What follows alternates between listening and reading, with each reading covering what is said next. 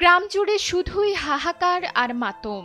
ভয়াবহ ভূমিকম্পে একই পরিবারের বাবা ছেলের মর্মান্তিক মৃত্যুতে গ্রাম জুড়ে নেমে এসেছে শোকের ছায়া। শুক্রবার বহুতল ভবনের রেলিং ভেঙে পড়ে প্রাণ হারান বাবা আব্দুর রহিম ও তার সন্তান আব্দুল আজিজ রিমন।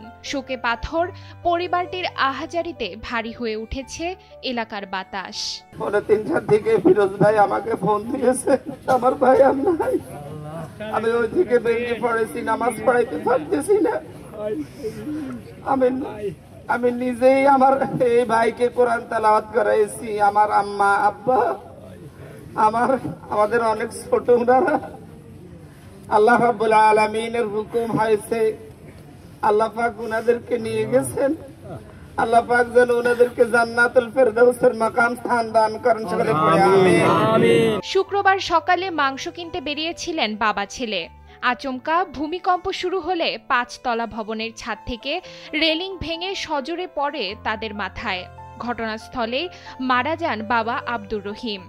গুরুতর আহত অবস্থায় হাসপাতালে নিয়ে যাওয়ার পর শেষ নিঃশ্বাস ত্যাগ করেন রিমন। সে ছোটলা স্কুলের 6ষ্ঠ শ্রেণীর শিক্ষার্থী ছিল। ঘটনার সময় আমার আব্বা আর ছোট ভাই নিহত হয়ে ইন্তেকাল করেন। ইন্না লিল্লাহি ওয়া ইন্না ইলাইহি রাজিউন। সবাই আমার আব্বুর জন্য দোয়া করবেন, আর যাতে সামনে কখনো যাতে এরকম দুর্ঘটনা না হয় এই কারণে দোয়া করবেন। সবাই দোয়া করবেন দেশের জন্য, যাতে দেশে আর এরকম কখনো দুর্ঘটনা না হয়।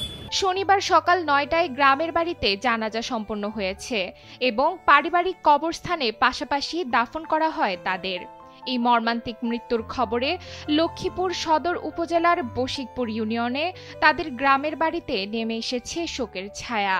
4 ভাইয়ের মধ্যে তৃতীয় ছিলেন আব্দুর রহিম। পরিবারের এই অপূরণীয় ক্ষতিতে স্বজন ও প্রতিবেশীদের চলছে বুক ফাটা আহাজারি। গতকালকে বাংলাদেশে যে ভূমিকম্প হয়েছে ওইখানে আমার চাচাতো ভাই আব্দুর রহিম এবং ওনার ছেলে দুজনে একসাথে মারা গেছে। জানাজা পড়ে এখন দাফন করছি। আপনার এলাকাবাসী উনি অনেকে জানেন, উনি খুবই একজন ভালো মানুষ ছিলেন। এই এলাকাতে ছোট হইতে কারোর সাথে কোনো তর্ক বিতর্ক কোনো কিছু ছিল না। প্রকৃতির এমন রোষে বাবা ছেলের এই বিদায় মেনে নিতে পারছে না তাদের পরিবার। তাদের আত্মার শান্তি কামনা করছে গোটা এলাকা।